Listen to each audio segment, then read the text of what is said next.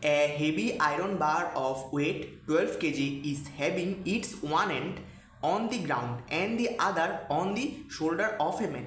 ওকে, so এটার মানে কি? এটার মানে হচ্ছে একটা লোহার রডের ভর কত? একটা লোহার রডের ভর হচ্ছে 12 কেজি, আর এই লোহার রডটার একটা প্রান্ত হচ্ছে মাটিতে আছে আর একটা প্রান্ত হচ্ছে একটা মানুষের কাঁধের উপর আছে। ওকে, এরপর the rod makes an angle 60 degree with the horizontal, the weight experienced by the man is. এই লোহার রডটা অনুভূমিকের সাথে যদি 60 ডিগ্রি কোণ উৎপন্ন করে তাহলে হচ্ছে এই মানুষটার মানে এই রডটার ভরের এই রডটার যে ওজনটা আছে, ওকে, 12 কেজি ভরের কারণে সৃষ্টি হচ্ছে, ওই ওজনটার কী পরিমাণ ফিল করবে এই মানুষটা। ঠিক আছে, এটাই আমার থেকে কোয়েশ্চেনে আস্ক করছে। চলো আমরা সলভ শুরু করি। তো এখন আমি একটা কথা বলবো, এই রডটা কীভাবে আছে? এই হচ্ছে যে লোহার রডটা, এই হচ্ছে মানুষ। ওকে, তো মানুষের কাঁধের উপর লোহার রডটা বসে আছে। যদি মানুষটা জাস্ট এখান থেকে সরে যায় তাহলে কী হবে? লোহার রডটা জাস্ট এভাবে পড়ে যাবে। ওকে, সো এই দেখো মানুষের কারণে লোহার রডটা এভাবে বসে আছে। ওকে, যখনই মানুষটা সরে গেল তখনই লোহার রডটা এই একদম এইভাবে পড়ে গেল। এখানে কীরকম গতি দেখো তো, এখানে ছিল, যখন সরে যাচ্ছে মানুষটা তখনই জাস্ট এভাবে পড়তেছে। ওকে, সো মানুষটা সরে গেল, লোহার রডটা জাস্ট এভাবে পড়লো। সেটা একটা ঘূর্ণন গতি না? একটা ঘূর্ণন গতি ক্রিয়েট হচ্ছে। আর এই ঘূর্ণন গতির হচ্ছে যে ঘূর্ণন বিন্দুটা কোথায়? ঘূর্ণন বিন্দু হচ্ছে যে এই পয়েন্টে। সো এই পয়েন্টটা হচ্ছে ঘূর্ণন বিন্দু। যখনই লোকটা সরে যাচ্ছে এই লোহার রডটা নিচে পড়ে যাচ্ছে। আচ্ছা, তাহলে আমি এখন কী বলতে পারি? আমি বলতে পারি হচ্ছে এই মানুষটা, ওকে, এই লোহার রডটার ঘূর্ণনটাকে বন্ধ করে রাখছে। এই মানুষটার কারণে লোহার রডটার ঘূর্ণন হচ্ছে না। অর্থাৎ কি, এই মোমেন্টে এই সিস্টেমের কোনো টর্ক নাই। বাট যখনই এই মানুষটা সরে যাচ্ছে একটা টর্ক ক্রিয়েট হচ্ছে অ্যান্ড লোহার রডটা নিচে পড়তেছে। ওকে, সো এখন দেখো এই লোহার রডটার ওয়েট কত, ভর কত? ভর হচ্ছে যে 12 কেজি। ওকে, সো ভর 12 কেজি। এটা যদি আমরা ওজনে নিই, সো ওজনে কনভার্ট করে এটা কোন দিকে কাজ করতেছে? এই লোহার রডটার একদম মিড পয়েন্টে কাজ করবে, রাইট? কারণ ভর কেন্দ্রেই হচ্ছে আমার ভরটা কাজ করতেছে আর ভরের থেকে আমরা ওজনে যাচ্ছি। ওকে, সো এই জায়গা বরাবর ধরে নিই হচ্ছে যে একদম L/2, এই জায়গা বরাবর কাজ করতেছে হচ্ছে আমার mgটা। ওকে, এই জায়গা বরাবর কাজ করতেছে আমার mg।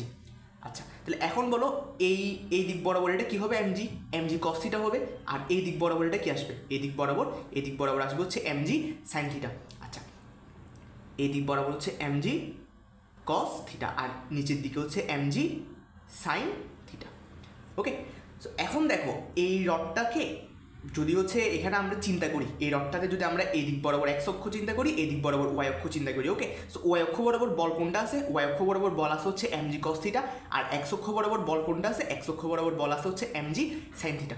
এখন এখানে mg sin থিটা কী চাইবে? mg sin থিটা চাইবে হচ্ছে যে এই যে রডটা পড়তেছে, ওকে, রডটা mg cos থিটা হচ্ছে যে রডটাকে জাস্ট নিচের দিকে ফেলতে চাইবে। বাট mg cos থিটা কী করতে চাইবে? mg cos থিটা হচ্ছে রডটাকে নিচের দিকে পড়ার সময় স্লাইড করাবে, এই যেভাবে স্লাইড করে দেবে। মানে জাস্ট রডটা mg cos থিটা রডটাকে অনলি এভাবে ফেলবে। Okay, but mg sin theta কী করবে? mg sin থিটা হচ্ছে যে রডটাকে যখন নিচের দিকে পড়তেছে ওই টাইমে স্লাইড করাবে, এই যেভাবে স্লাইড করে দেবে। ওকে, সো এই যে রডটা পড়ার সময় এই দিক বরাবর স্লাইড করাচ্ছে, কে স্লাইড করাচ্ছে? mg sin theta. এটাকে কে নিষ্ক্রিয় করে দিবে? এই বরাবর যে ঘর্ষণ বলটা আছে ওই ঘর্ষণ বলটা নিষ্ক্রিয় করে দেবে। ওকে, তাহলে এখন দেখো তো y অক্ষ বরাবর বলটাই জাস্ট রয়ে যায়, রাইট? y অক্ষ বরাবর বলটা রয়েছে। y অক্ষ বরাবর বলটা কি? y অক্ষ বরাবর বলটা হচ্ছে যে mg cos থিটা। এই mg cos থিটা বলটার কারণেই কিন্তু দেখো তো আলটিমেটলি এই রডটা নিচের দিকে পড়তে যাচ্ছে, অ্যান্ড এই রডটা নিচের দিকে পড়তে যাচ্ছে ফলেই হচ্ছে যে এই রডটার ঘূর্ণন সৃষ্টি হতে চাচ্ছে। ওকে, সো এটাই কে প্রতিহত করে রাখছে? এই যে কাঁধের উপর আছে এই বিন্দু বরাবর কাঁধ একটা উপরের দিকে ফোর্স দিচ্ছে, ওই ফোর্সটা হচ্ছে প্রতিহত করে রাখছে, রাইট? সো দেখো y অক্ষ বরাবর দুটা বল পেলাম, এই mg cos থিটা, আর কাঁধের ধারা হচ্ছে দেওয়া বল ওটা কত? f।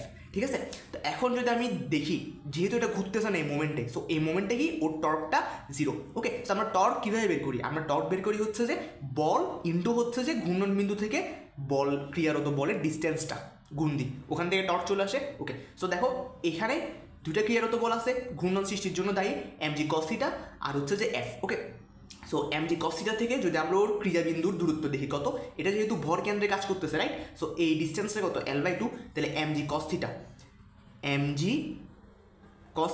ইন্টু কত? ইন্টু হচ্ছে L/2। ওকে, সো এটা কোন দিকে? এটা এদিকে কাজ করতেছে, আর এই এফটা কোন দিকে কাজ করতেছে? এটার এগেনস্টে কাজ করতেছে না? সো মাইনাস এফ এল, এর থেকে ঘূর্ণন বিন্দু ডিস্টেন্স কত? এল। তাহলে ইন্টু এল ইকুয়াল টু কত? এটা তো টর্ক, তাই না? এটা তো টর্ক আসছে আমার, সো ইকুয়াল টু আসবে হচ্ছে 0।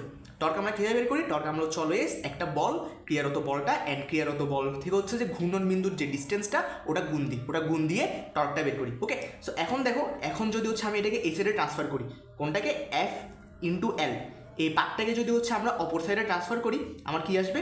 ইকুয়ালস টু হচ্ছে F ইন্টু এল। এই এল চলে গেল না? হ্যাঁ, এই এল আর এই এল চলে গেল। ওকে, সো এখন দেখো আমার ভরটা কত? আমার ভরটা হচ্ছে যে 12 কেজি। আমার জি এর মান কত? আমার জি এর মান হচ্ছে 9.8। আমার থিটার মান কত? আমার থিটার মান হচ্ছে যে 60 ডিগ্রি। সো আমার এফ এর মান কত চলে আসে? আমার এফ এর মান চলে আসে হচ্ছে যে 29.4 নিউটন।